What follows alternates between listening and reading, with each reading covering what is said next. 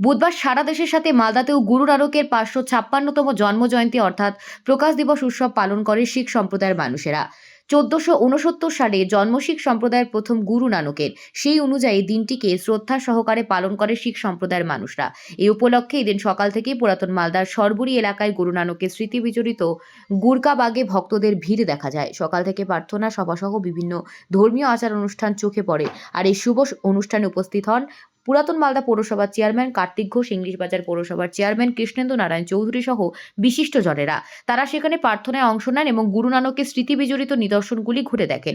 সেখানকার সমস্ত ভক্তদের নানক জয়ন্তীর শুভেচ্ছা জানান। এরপর ভক্তদের সঙ্গে প্রসাদ গ্রহণ করেন দুই পৌরসভার চেয়ারম্যান সহ অন্যান্যরা।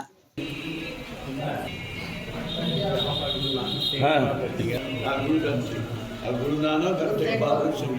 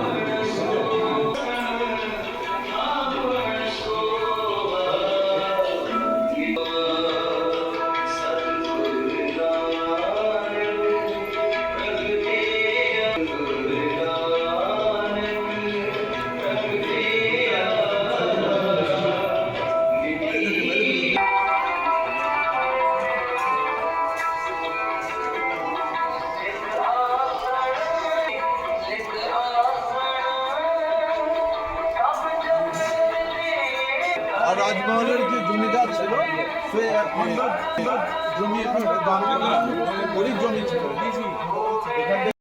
নানকজির আজকে জন্মদিন, আমরা প্রতি বছরই এখানটায় আসি। আমাদের ইংলিশ বাজার পৌরপ্রধান আমাদের অত্যন্ত শ্রদ্ধা ব্যক্তি, তিনি এখানটায় আসেন শ্রদ্ধা অঞ্জলি দিতে। আমাদের এটা ওলমালদা, এই ওলমালদাতে আমাদের গুরু নানকজি 1564 খ্রিস্টাব্দে এখানটায় পদার্পণ করেন।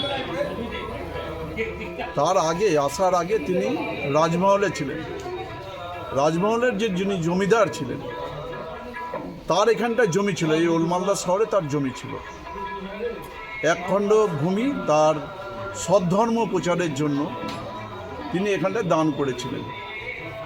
গুরু নানকজি এখানটায় এসে পদার্পণ করে এখানটায় একটা পান্থশালা খুলেছিলেন, সরাইখানা খুলেছিলেন, এখানটায় বিশ্রাম নিতেন। এবং তিনি এমন একজন ব্যক্তি, এত বড় মহাপুরুষ মহামানব, সকল ধর্ম মানুষরাই তাকে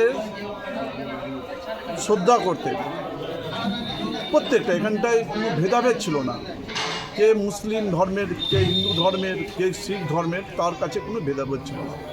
সকল ধর্মের মানুষই তাকে ভালোবাসত এবং এইখানটা দীর্ঘদিন ধরে এখানটায় ছিলেন।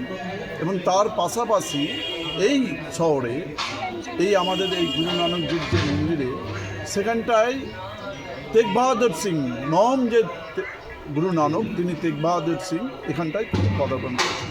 তাই এই জায়গাটা একটা খুব শ্রদ্ধার জায়গা। আমরা এই জন্মদিনে আমরা সকলের মানুষ এখানটায় একত্রিত হয় এবং এখানটায় আমরা সকলে মিলে শ্রদ্ধাঞ্জলি দিই।